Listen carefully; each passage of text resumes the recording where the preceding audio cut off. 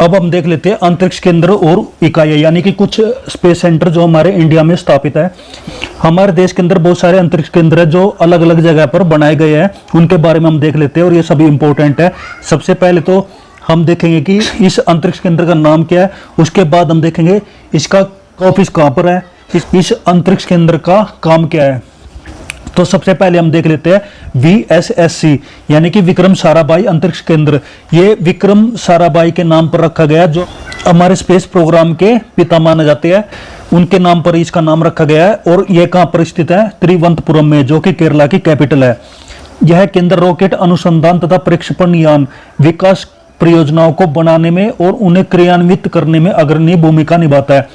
जो launch vehicle है, जो कि प्रक्षेपण यान जिनको बोला जाता है, जो हमारे सैटेलाइट्स को अंतरिक्ष में लेकर जाते हैं, उनको बनाने में, उनका प्रोजेक्ट तैयार करने में यह स्पेस सेंटर काम करता है। और यह अभी तक के सभी प्रक्षेपण यानों यानी कि SLV-3, ASLV, PSLV और GSLV, ये 4 तरह के इसने प्रक्षेपण यान अभी तक बनाए हैं। इनकी फुल फॉर्म बता देता हूँ। SLV means satellite launch vehicle, ASLV means augmented satellite launch vehicle, PSLV polar satellite launch vehicle और GSLV geosynchronous space launch vehicle. ये 4 तरह के लॉन्च व्हीकल अभी तक तैयार किए गए हैं और जो सबसे एडवांस है वो GSLV है और सबसे ज्यादा छोड़े गए वो PSLV है। तो VSSC यानी विक्रम साराभाई स्पेस सेंटर का मुख्य काम क्या है, लॉन्च व्हीकल को तैयार करना। दूसरा आ जाता है इसरो उपग्रह केंद्र, जो कि बेंगलुरु में है, उसकी शॉर्ट फॉर्म है ISAC, जिसकी फुल फॉर्म हो जाएगी इसरो सैटेलाइट सेंटर।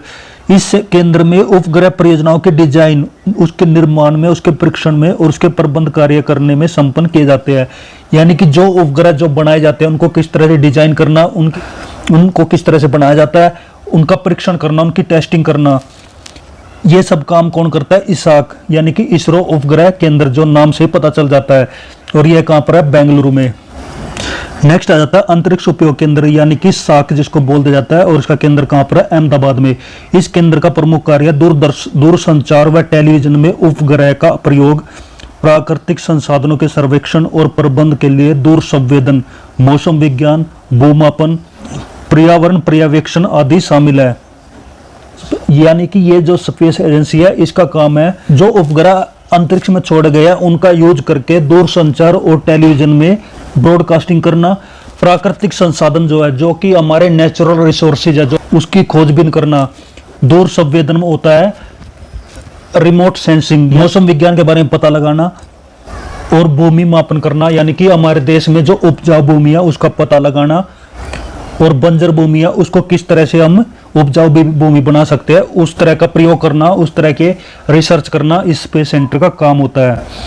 नेक्स्ट आ जाता है SAR यानी कि SHAR, जिसकी फुल फॉर्म हो जाती है श्री हरिकोटा रेंज, और इसको हम SDSC भी बोल देते हैं, यानी सतीश धवन स्पेस सेंटर। सतीश धवन कौन थे, हमारे अंतरिक्ष वैज्ञानिक थे, जिनके नाम पर इस सेंटर का नाम रखा गया है। और ये कहां पर है, ये आंध्र प्रदेश में है। आंध्र प्रदेश में किस जगह पर, श्री हरिकोटा, जो कि एक आइलैंड है जहां से हमारे जो सैटेलाइट्स है वो स्पेस में लॉन्च किए जाते हैं।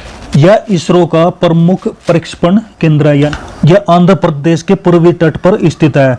इस केंद्र में भारतीय प्रक्षेपण यान के ठोस ईंधन रॉकेट के विभिन्न चरणों का पृथ्वी पर परीक्षण व प्रणोदक का प्रसंस्करण भी किया जाता है। इस स्पेस सेंटर के द्वारा अंतरिक्ष यान जो है अंतरिक्ष में छोड़ जाते हैं। उसके अलावा जो है ये रॉकेट में जो फ्यूल यूज होता है, जिसको प्रणोदक बोला जाता है, उस फ्यूल को तैयार करना भी इस स्पेस सेंटर का काम होता है। नेक्स्ट आता है द्रव प्रणोदक प्रणाली केंद्र यानी LPSC, जिसकी फुल फॉर्म हो जाती है लिक्विड प्रोपल्सन सिस्टम सेंटर। इस स्पेस एजेंसी की जो शाखा है, इसकी जो ब्रांचेज है वो 3 जगह पे है। कहाँ पर, तिरुवनंतपुरम में, बेंगलुरु में और महेंद्रगिरी में। तिरुवनंतपुरम केरला में या बेंगलुरु कर्नाटक में, और महेंद्रगिरी कहाँ पर है, तमिलनाडु में। यह केंद्र इसरो के उपग्रह प्रक्षेपण यानों यानी उपग्रहों के लिए द्रव ईंधन से चलने वाली चालक नियंत्रण प्रणालियों और इंजनों के डिजाइन, विकास और आपूर्ति के लिए कार्यरत है।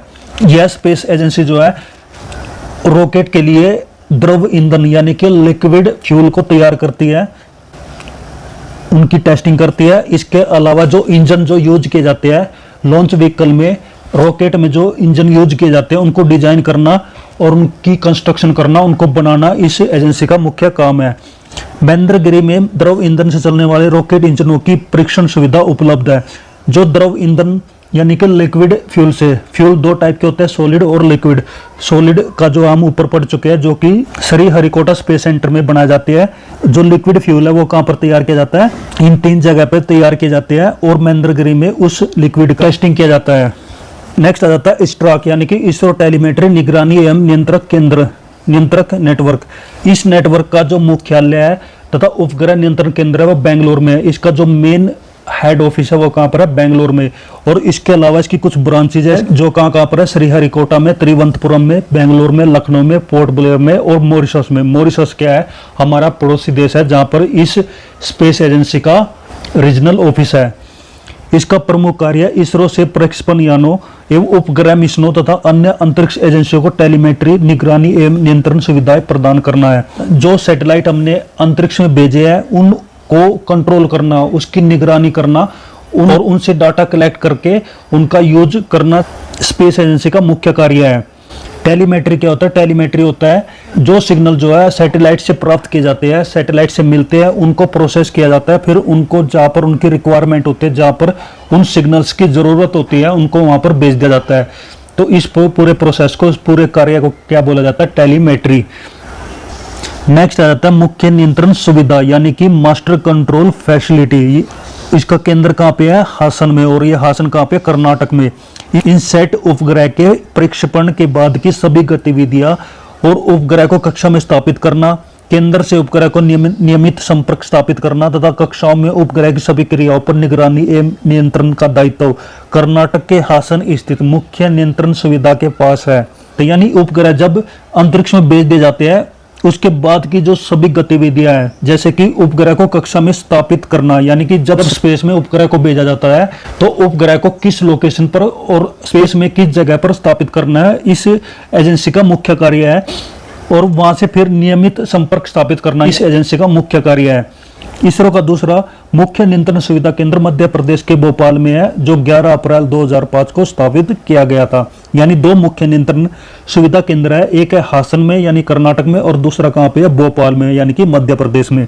नेक्स्ट आ जाता है इसरो जड़त्व प्रणाली इकाई IISU, जिसकी फुल फॉर्म हम बोल सकते हैं ISRO inertial system unit. ISRO inertial system unit जिसका केंद्र कहाँ पे है, तिरुवनंतपुरम में, और तिरुवनंतपुरम कहाँ पे है, केरला में। इसरो की इस इकाई का प्रमुख कार्य प्रक्षेपण यानों और उपग्रहों के लिए जड़त्व प्रणाली का विकास करना है। जड़त्व प्रणाली क्या होती है, यानी कि इनर्शिया सिस्टम क्या होता है, जब कोई वस्तु गति में है तो वो गति करती रहे, और जब वस्तु एक जगह पर स्थित है यानी कि स्टैटिक है तो वो उसी पोजीशन में रहे, जड़त्व का नियम कहलाता है। और यहीं से आपको समझ में आ रहा होगा कि इस एजेंसी का मुख्य कार्य है, पृथ्वी जो है लगातार घूमती रहती है, परिभ्रमण करती रहती है।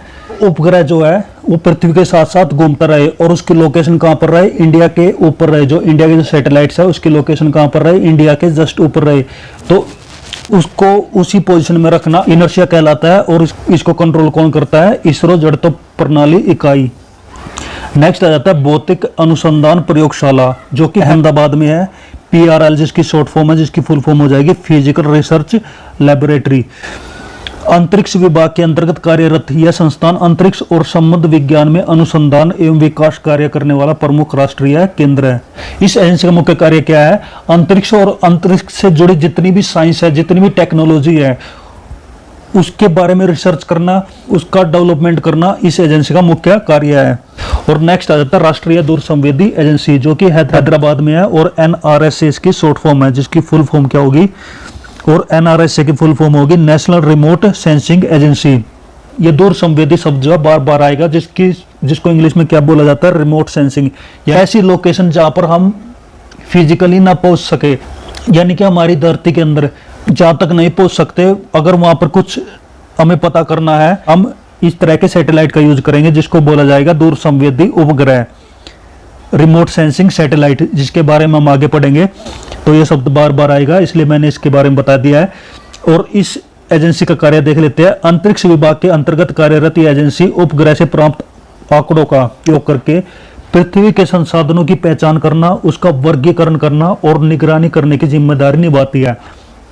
जैसे हमें दूर संवेदी से पता चल रहा है कि इस एजेंसी का मुख्य कार्य क्या है कि उपग्रह का यूज करके जो हमारी पृथ्वी के अंदर जो संसाधन है, हमारे पृथ्वी के अंदर जो रिसोर्सेज है, जो मिनरल्स है या किसी तरह की जो धातुएं है, उनका पता करना, उनका वर्गीकरण करना कि किस जगह पे किस तरह की धातुएं है या किस तरह की कोई वस्तु जिसका हम पता लगाना चाहते हैं, और उसको कंट्रोल करने की जिम्मेदारी राष्ट्रीय दूर संवेदी एजेंसी की है। इसका प्रमुख केंद्र बालानगर में है। इसके अतिरिक्त देहरादून स्थित भारतीय दूर संवेदी संस्थान भी राष्ट्रीय दूर संवेदी एजेंसी का ही एक अंग है। यानी कि हम बोल सकते हैं कि हमारे देश में 2 राष्ट्रीय दूर संवेदी एजेंसी है, एक है हैदराबाद में और दूसरी कहां पर है, देहरादून में। तो दोस्तों ये थी हमारी स्पेस एजेंसीज जो कि इसरो के अंडर में कार्य करती है, और इसरो जो है इन सभी स्पेस एजेंसी पे निगरानी रखता है, उनको कंट्रोल करता है और हमारे अंतरिक्ष से जुड़े कार्यक्रम चलाता है। तो आज का वीडियो जो है हम यहीं पर ही खत्म करते हैं। आपको ये वीडियो कैसा लगा कमेंट करके जरूर बताइए। आपको किसी भी तरह का डाउट है या फिर कोई चीज आपके समझ में नहीं आई है या फिर आपको किसी तरह का कंफ्यूजन है, आप क्वेश्चन करके पूछ सकते हैं, मैं उसका रिप्लाई जरूर करूंगा। और अगर आपको वीडियो अच्छी लगी है तो इस वीडियो को लाइक करें, अपने दोस्तों के साथ शेयर करें और मेरे इस चैनल को जीके एजुकार्ड को सब्सक्राइब कर ले, तो आगे की जो वीडियो जब मैं लेकर आऊं तो उसका नोटिफिकेशन आपको मिलता रहे। तो दोस्तों खुश रहिए, मुस्कुराते रहिए और लगातार पढ़ाई करते रहिए। जिस एग्जाम की आप तैयारी करते हैं उसकी अच्छी तरह तैयारी करिए। मेरी तरफ से बेस्ट ऑफ लक सभी को। Thank you. जय हिंद, जय भारत, वंदे मातरम।